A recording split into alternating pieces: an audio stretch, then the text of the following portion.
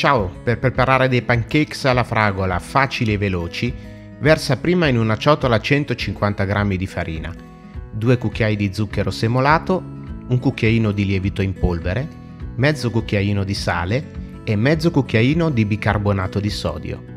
Mescola le polveri e in un altro contenitore versa un uovo, 2 cucchiai di olio di semi di girasole e 250 ml di latte fresco. Mescola bene con la frustamano e quindi mescola le polveri con i liquidi per ottenere una pastella.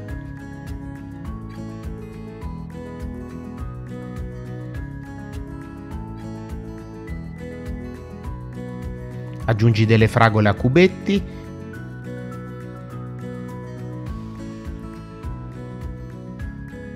e quindi passa la cottura in una padella imburrata.